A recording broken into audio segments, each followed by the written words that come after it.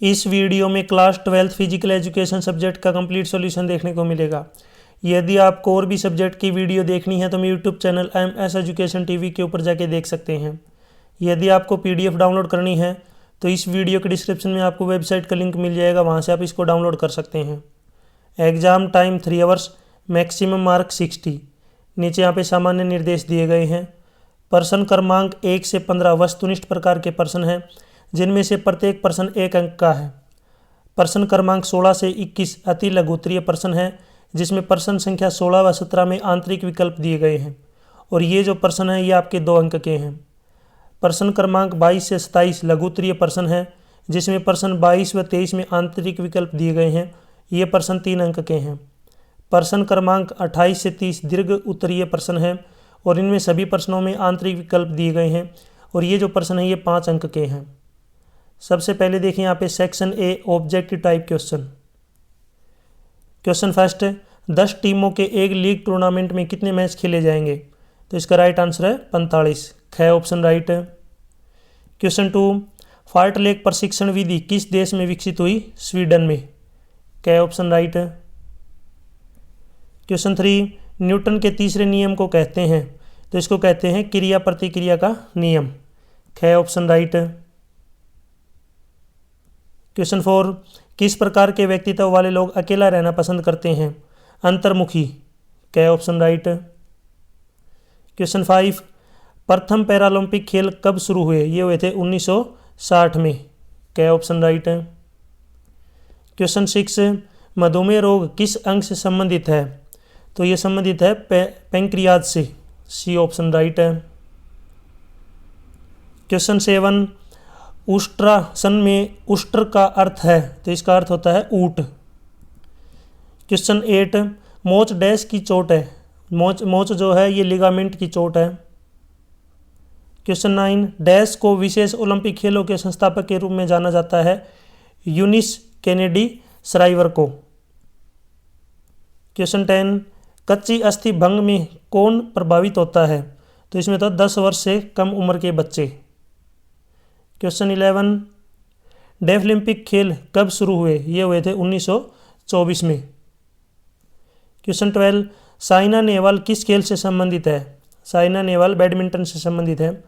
आपको comment section में बताना है नीरज चोपड़ा कौन से खेल से संबंधित है। इसका आंसर आप मुझे ज़रूर कमेंट सेक्शन में बताएंगे, नीरज चोपड़ा किस खेल से संबंधित हैं। नीचे यहाँ पे असर्शन रीजन यानी कि अभिकथन कारण आधारित प्रश्न दिए गए हैं। तो इसमें देखिए क्वेश्चन 13, अभिकथन दे रखा है कि नोक नीज एक आसन संबंधी विकृति है। तो पहली स्टेटमेंट क्या है? ट्रू। कारण है नोक नीज में घुटने आपस में टकराते हैं, ये भी स्टेटमेंट क्या है? ट्रू है। और ये ऊपर वाले की क्या है? करेक्ट एक्सप्लेनेशन भी है। तो इसका राइट आंसर हो जाएगा यहाँ पे जो ऑप्शन होगा अपना A और R दोनों सही हैं, यानी कि अभिकथन और आड़न दोनों सही है कारण, और कारण जो है अभिकथन की सही व्याख्या करता है। C ऑप्शन यानी कि ग ऑप्शन राइट होगा। क्वेश्चन 14, अभिकथन मैक्रो चक्र सभी प्रशिक्षण चक्रों में सबसे बड़ा है? तो पहली जो स्टेटमेंट है ये क्या है? सही है। कारण है इसमें प्रशिक्षण योजना के 10 से 12 दिन सम्मिलित होते हैं। तो सेकंड स्टेटमेंट क्या है? गलत। तो यहाँ पे राइट आंसर हो जाएगा अभिकथन सही है लेकिन जो कारण है वो गलत है। नेक्स्ट यहाँ पे क्वेश्चन 15, अभिकथन विशेष आवश्यकता वाले बच्चे CWSN में कुछ बच्चों की आम ज़रूरतों के साथ साथ विशेष ज़रूरतें भी होती हैं। तो पहली स्टेटमेंट क्या है? ट्रू। कारण है ये ज़रूरतें भाषाई, संज्ञानात्मक तथा भावनात्मक कुछ भी हो सकती हैं। सेकंड स्टेटमेंट भी क्या है? बिल्कुल राइट है, लेकिन इनका आपस में कोई जो है ये जो इसकी करेक्ट एक्सप्लेनेशन भी है, यानी कि नीचे वाला जो है जो कारण है ये अभिकथन की सही व्याख्या भी करता है। तो इसमें राइट आंसर हो जाएगा अभिकथन और R यानी कि कारण दोनों सही हैं और जो कारण है वो अभिकथन की सही व्याख्या करता है। ग ऑप्शन राइट है। नेक्स्ट सेक्शन B ये स्टार्ट हो गया। इसमें देखिए क्वेश्चन 16, प्राथमिक चिकित्सा पर एक नोट लिखिए। आंसर, प्राथमिक चिकित्सा किसी बीमारी या घायल व्यक्ति को नियमित चिकित्सा प्रदान सहायता प्राप्त करने से पहले दी गई आपातकालीन देखभाल या उपचार प्राथमिक चिकित्सा, जिसको हम फर्स्ट एड बोलते हैं, कहते हैं। इसका उद्देश्य कम से कम साधनों में इतनी व्यवस्था करना होता है कि चोटग्रस्त व्यक्ति को सम्यक इलाज कराने की स्थिति में लाने में लगने वाले समय में कम से कम नुकसान हो। इसी की ओर में एक और क्वेश्चन दे रखा है। क्वेश्चन है 16, विभिन्न खेल प्रशिक्षण चक्रों के नाम लिखिए। तो इसमें देखिए आंसर है, प्रशिक्षण चक्र एक निश्चित समयावधि में तैयार किया गया कार्यक्रम है। छोटी और बड़ी प्रतियोगिताओं या टूर्नामेंट में अपेक्षित परिणाम प्राप्त करने के लिए खेल प्रशिक्षण की योजना बनाई जाती है। प्रशिक्षण चक्र इस समय सीमा के भीतर विशिष्ट प्रशिक्षण तत्वों का आयोजन करता है। प्रशिक्षण 3 अलग अलग चक्रों में आयोजित किया जाता है। पहला है मैक्रो चक्र, यानी कि इसकी अवधि 3 से 12 महीने। मेसो चक्र अवधि 3 से 6 सप्ताह। सूक्ष्म चक्र अवधि 5 से 10 दिनों का। क्वेश्चन 17, फ्लेमिंगो संतुलन प्रशिक्षण के उद्देश्य और विधि लिखिए। प्रशिक्षण का उद्देश्य एक पैर पर सफलतापूर्वक संतुलन बनाने की क्षमता का मूल्यांकन करना। नीचे आप इसकी प्रक्रिया दे रखी है। जूते उतारकर बीम पर खड़े हो जाएं। प्रशिक्षक का एक हाथ पकड़कर संतुलन बनाए रखें।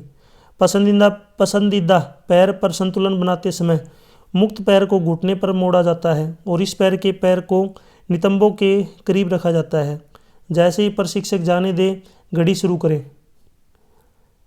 हर बार जब व्यक्ति संतुलन खो दे या तो बीम से गिर जाए तो पकड़े हुए पैर को छोड़ दें, तो स्टॉप वॉच बंद कर दें।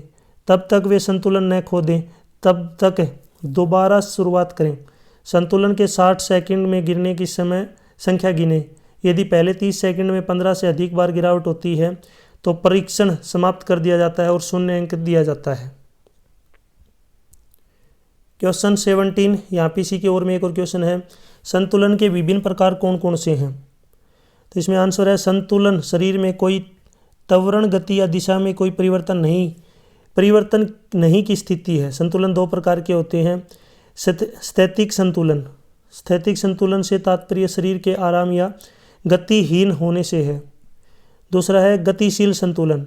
गतिशील संतुलन से तात्पर्य संतुलित लागू और जड़त्व बल द्वारा निर्मित अपरिवर्तित त्वरण के साथ गति में शरीर से है। क्वेश्चन 18, वज्रासन के कोई 2 लाभ लिखिए। पहला है भोजन पचाने में मदद करता है और कब्ज से राहत देता है या रोकता है। दूसरा है वज्रासन करने से पेल्विक मसल्स को मजबूत बनती है। क्वेश्चन 19, टूर्नामेंट के दौरान आवश्यक सामग्रियों की सूची बनाइए। तो इसमें है आयोजक समिति, वित्त समिति, प्रचार समिति, तकनीकी समिति, स्वागत समिति, आवास समिति, परिवहन समिति, जलपान समिति, क्रय समिति और लास्ट में यहाँ पे है सम्मान और पुरस्कार समिति। क्वेश्चन 20, अनुलोम विलोम की प्रक्रिया का वर्णन करो। इसके कोई 3 लाभ लिखिए। आंसर, पदासन या कमल मुद्रा में बैठें। अपने दाहिने हाथ के अंगूठे से अपनी दाहिनी नासिका को बंद करें और अपनी अनामिका को धीरे से अपनी बाईं नासिका पर रखें। अपनी बाईं नासिका से धीरे धीरे सांस लें। एक बार जब आपके फेफड़े भर जाएं तो अपनी बाईं नासिका को बंद कर लें। जितनी देर हो सके अपनी सांस रोक कर रखें। अपनी बाईं नासिका बंद करें और धीरे से अपना अंगूठा घुमाएं। अपनी दाहिनी नासिका से सांस छोड़ें। अब दाईं नासिका से सांस लेते हुए और बाईं नासिका से सांस छोड़ते हुए चरण 5 से 10 बार दोहराएं। इसके क्या लाभ हैं? फेफड़े शक्तिशाली होते हैं, तनाव और चिंता को कम करता है, पूरे शरीर में शुद्ध ऑक्सीजन की आपूर्ति बढ़ाता है। क्वेश्चन 21, लक्ष्य निर्धारण पर संक्षिप्त नोट लिखिए। आंसर, अपने लक्ष्यों को अच्छी तरह स्पष्ट करके उन्हें छोटे छोटे भागों में बांटना और फिर उन लक्ष्यों को प्राप्त करने के लिए समय के साथ योजनाबद्ध ढंग से कार्य करने की योजना बनाना लक्ष्य निर्धारण कहलाता है। लक्ष्य निर्धारण खेल मनोविज्ञान का एक मूलभूत पहलू है जो किसी एथलीट के प्रदर्शन को काफ़ी बढ़ा सकता है। स्पष्ट, चुनौतीपूर्ण और प्राप्त करने योग्य लक्ष्य निर्धारित करके एथलीट सफलता के लिए एक रोड मैप बना सकते हैं, प्रेरणा को अधिकतम कर सकते हैं और समग्र प्रदर्शन में सुधार कर सकते हैं। आपको भविष्य के बारे में अपने सपने देखने के बजाय अपने लक्ष्य पर ध्यान केंद्रित करने की योजना बनाने की अनुमति देता है। लक्ष्य निर्धारित करने से आत्मविश्वास की भावना भी बढ़ती है। जैसे जैसे एथलीट अपने अंतिम लक्ष्य के रास्ते में छोटे छोटे मील के पत्थर हासिल करते हैं, उनमें उपलब्धि की भावना बढ़ती है। नेक्स्ट यहाँ पे section C short answer type question start हो चुके हैं। क्वेश्चन 22, BMI से आपका क्या अभिप्राय है? 63 किलो वजन और 170 सेंटीमीटर ऊंचाई वाले व्यक्ति की BMI की गणना कीजिए। तो यहाँ पे ये फॉर्मूला है, ये सूत्र जो है ये यूज़ करना है और इस प्रकार जो आपको इसको ज्ञात कर सकते हैं। सोल्व करेंगे तो ये आएगा 21.7। इसी के ओर में यहाँ पे एक क्वेश्चन दे रखा है। क्वेश्चन 22, साई फिटनेस टेस्ट के आधार पर 9 से 18 वर्ष के बच्चों के लिए कौन कौन से टेस्ट आयोजित किए जाते हैं? किसी एक की विधि लिखिए। तो साई फिटनेस टेस्ट के आधार पर 9 से 18 वर्ष के बच्चों के लिए फिटनेस टेस्ट: शारीरिक संरचना परीक्षण, गति 50 मीटर दौड़, सहन क्षमता 600 मीटर दौड़, लचीलापन परीक्षण, वी सीट रिच टेस्ट, पेट या कोर ताकत मांसपेशियों की ताकत का परीक्षण, संशोधित पुशअप लड़कियों के लिए और स्टैंडिंग ब्रांड जंप। आंशिक कर्ल अप की विधि: कर्ल अप परीक्षण पेट की ताकत और सहन शक्ति को मापता है जो पीठ के समर्थन और कोर स्थिति के लिए आवश्यक है। आवश्यक उपकरण एक्सपर्ट यहाँ पे दे रखे हैं, नीचे यहाँ पे प्रक्रिया दे रखी है किस प्रकार करना है आपको। ये प्रक्रिया जो है यहाँ पे आप पढ़ सकते हैं। स्कोरिंग जो है लास्ट में किस प्रकार स्कोर दिया जाएगा उसके लिए भी यहाँ पे जो है डिटेल में इसी दी गई है, इसको पढ़ सकते हैं आप खुद। क्वेश्चन 23 है आसन संबंधी विकृतियों को सूचीबद्ध कीजिए और किन्हीं 4 के लक्षण लिखिए। तो इसमें देखिए नोक नीज, नोक घुटने, जिसे जेनु वोल्गम के नाम से भी जाना जाता है, एक मुद्रा संबंधी विकृति है जिसमें पैर अंदर की ओर मुड़े होते हैं और चलते या दौड़ते समय घुटने आपस में टकराते हैं। दूसरा है गोल कंधे, गोल कंधे की मुद्रा संबंधी विकृति जिसमें कंधे गोल होते हैं और कभी कभी आगे की ओर झुके होने की स्थिति को कंधे के चारों ओर, कंधे या कंधे के चारों ओर हाथ के रूप में जाना जाता है। नेक्स्ट है धनुषाकार टांगे। ये जो है तब होता है जब पैर घुटनों पर बाहर की ओर मुड़ते हैं जबकि पैर और टखने स्पर्श करते हैं। शिशु और बच्चों के पैर अक्सर झुके हुए होते हैं, कभी कभी बड़े बच्चे भी ऐसा करते हैं। 4th पॉइंट, चपटे पैर फ्लैट फुट बच्चों और वयस्कों में पाई जाने वाली सबसे आम समस्याओं में से एक है। फ्लैट फुट वाले लोगों के पैर में आर्च सामान्य से कम होता है और ऐसे व्यक्ति का पैर पूरी तरह से जमीन से छूता है। एक अनुमान के मुताबिक भारत में 20 से 25% लोगों का पैर फ्लैट फुट होता है। 5th पॉइंट है लॉर्डेसिस, जब रीढ़ की हड्डी कूल्हों के ऊपर पीठ के निचले हिस्से में अंदर की ओर सामान्य से अधिक मुड़ जाती है। 6th पॉइंट है काइफोसिस, जब रीढ़ गर्दन के नीचे पीठ के ऊपरी हिस्से में बाहर की ओर सामान्य से अधिक मुड़ जाती है। 7th पॉइंट है स्कोलियोसिस, जब रीढ़ की हड्डी बगल में मुड़ जाती है, एस आकार या सी आकार की दिखती है। इसी के ओर में एक और क्वेश्चन दे रखा है फ्लैट फुट और नोक नीच की व्याख्या कीजिए। ये अभी हमने ऊपर पढ़ा है, अगर आपने देखा हुआ तो वीडियो में आपने ऊपर जो हमने अभी डिस्कस किया भी है। नोक नीच क्या होते हैं, फ्लैट पैर क्या होते हैं। आगे चलते हैं, देखिए यहाँ पे क्वेश्चन 24, अस्थि भंग क्या है, इसके प्रकारों की चर्चा कीजिए। आंसर, किसी अस्थि के टूटने या उसमें दरार पड़ने को अस्थि भंग कहते हैं। हड्डियों पर एक सीमा से अधिक बल या झटका लगने से या अस्थि कैंसर या अन्य रोगों के कारण अस्थि भंग हो सकता है। एक चिकित्सीय स्थिति है आंशिक फ्रैक्चर, हड्डी का अधूरा टूटना। पूर्ण फ्रैक्चर, हड्डी का पूर्ण रूप से टूटना जिसके कारण 2 या 2 से अधिक टुकड़ों में अलग हो जाती है। स्थिर फ्रैक्चर, हड्डी के टूटे हुए सिरे ऊपर की ओर होते हैं और अपनी जगह से हटे नहीं होते।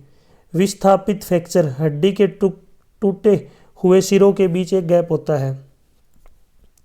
नीचे यहाँ पे बता रखा है अस्थि भंग के प्रकार। सामान्य अस्थि भंग, इस प्रकार के अस्थि भंग में केवल अस्थि ही टूटती है और आसपास के ऊतकों को कोई विशेष स्थिति नहीं होने पाती। संयुक्त अस्थि भंग, इस प्रकार के अस्थि भंग में टूटने वाली अस्थि का एक सिरा मांस और त्वचा को फाड़कर बाहर निकल जाता है जिसके फलस्वरूप प्रभावित अंग विकृत हो जाते हैं तथा रोगाणुओं द्वारा घाव के संक्रमित होने की आशंका रहती है। जटिल अस्थि भंग, इसमें अस्थि टूटने पर आसपास की रुधिर वाहिनियों तथा अन्य कोमल अंगों, फेफड़े व मस्तिष्क आदि को घायल कर देती है। जटिल टूट अनेक बार घातक भी सिद्ध हो सकती है, अतः इसका तत्काल उपचार आवश्यक है। अनेक बार असावधानी के कारण अथवा अनुपयुक्त विधि से पीड़ित व्यक्ति को हिलाने डुलाने पर अथवा स्थानांतरित करने पर साधारण अस्थि भंग भी जटिल अवस्था में परिवर्तित हो जाती है। इसलिए अस्थि भंजन के रोगी की जो है बाल नियम एवं विधि पूर्वक की जाए देखभाल। बहुखंडी अस्थि भंग, पचड़ी अस्थि भंग और कच्ची अस्थि भंग, ये और भी इनको पढ़ लीजिए आप। क्वेश्चन 25, संतुलित आहार से आप क्या समझते हैं, खेलों में इसका क्या महत्व है। आंसर, संतुलित आहार वह आहार है जिसमें शारीरिक जरूरत के हिसाब से सभी पोषक तत्व उचित मात्रा में मौजूद हों। संतुलित आहार में शरीर के विकास, स्वस्थ रहने और रोग मुक्त रहने के लिए आवश्यक सभी पोषक तत्व पर्याप्त मात्रा में होते हैं।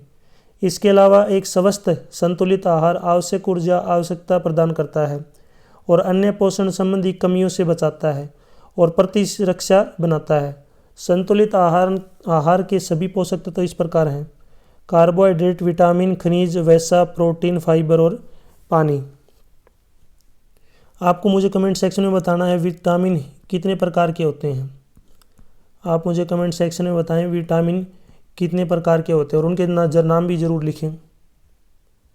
संतुलित आहार के महत्व, यहाँ पे इसके महत्व के बारे में बता रखा है, इसको जो है यहाँ पे आप पढ़ सकते हैं। चलो देखिए यहाँ पे कार्बोहाइड्रेट आपको ऊर्जा प्रदान करता है। प्रोटीन आपके मांसपेशियों के निर्माण और विकास में मदद करता है। वसा आपके शरीर के तापमान को बनाए रखने में मदद करता है। वसा में घुलनशील विटामिन यहाँ पे दे रखी हैं। विटामिन हमारे स्वास्थ्य और शारीरिक विकास के लिए विटामिन आवश्यक हैं जो कई बीमारियों से बचाते हैं। विटामिन शरीर के सुचारू रूप से संचालित करने के लिए जरूरी है। खनिज आपके द्वारा लिए गए भोजन से ऊर्जा मुक्त करने और अंगों के विकास को बढ़ावा देने में मदद करते हैं। कुछ आवश्यक खनिज लोहा, कैल्शियम, पोटेशियम, आयोडीन और सोडियम है। फाइबर पाचन में मदद करता है और आपके कोलेस्ट्रॉल के स्तर को कम करने और शर्करा के स्तर को नियंत्रित करने में भी मदद करता है। पानी, यह आपके शरीर को हाइड्रेट करता है और शरीर के कार्यों में उपयोग किया जाता है। नीचे यहाँ पे खिलाड़ी के बारे में बता रखा है, इसको आप खुद पढ़ सकते हैं। क्वेश्चन 26, विशेष आवश्यकता वाले बच्चों के शारीरिक गतिविधियों को सुगम बनाने की कोई 3 युक्तियाँ लिखिए। तो इसमें है समावेशी कक्षाएं, सहायक प्रौद्योगिकी, इसके अलावा अनुकूलित शारीरिक शिक्षा, विशिष्ट वातावरण का निर्माण, सकारात्मक व्यवहार। डिटेल में यहाँ पे दिया गया है, इसको आप खुद जो है स्टडी कर सकते हैं। रचनात्मक खेलों पर ध्यान दें। इसके अलावा आवास और संशोधन और व्यावसायिक पाठ्यक्रम, नीचे यहाँ पे स्थान पढ़ सकते हैं। अन्य जो रणनीतियाँ हैं वो यहाँ पे बता रखी हैं और कौन कौन सी रणनीतियाँ हैं। नेक्स्ट चलते हैं, देखिए क्वेश्चन 27, अंतर्मुखी और बहिर्मुखी व्यक्ति में अंतर बताइए। तो देखिए यहाँ पे अंतर्मुखी व्यक्तित्व वह व्यक्ति जिसकी रुचि आमतौर पर अपनी भावनाओं और विचारों के प्रति अंदर की ओर निर्देशित होती है। विशिष्ट अंतर्मुखी शर्मीले, चिंतनशील और आरक्षित होते हैं। उन्हें सामाजिक परिस्थितियों के साथ तालमेल बैठाने में कठिनाई होती है। अत्यधिक दिवास्वपन और आत्मनिरीक्षण, निर्णय पर पहुंचने से पहले विचारों का सावधानीपूर्वक संतुलन और तनाव के तहत पीछे हटना भी अंतर्मुखी व्यक्तित्व की विशेषता है। दूसरा है बहिर्मुखी व्यक्तित्व। बहिर्मुखी एक मिलनसार व्यक्ति होता है जिसमें अन्य लोगों से बात करना और उनके साथ रहना अच्छा लगता है। बहिर्मुखी लोगों को पार्टियां, फ़ोन पर बात करना और नए लोगों से मिलना पसंद होता है। इस संज्ञा का मनोविज्ञान में एक विशिष्ट अर्थ है। इसका विपरीत अंतर्मुखी है। मनोवैज्ञानिक कभी कभी इसे पुराने दर्जे पर छोड़ देते हैं जिसे बहिर्मुखी कहते हैं। नीचे यहाँ पे इसके बारे में अंतर बता रखा है डिटेल में, क्या क्या इनमें अंतर होते हैं। ये आप वीडियो को पॉज करके आराम से पढ़ सकते हैं।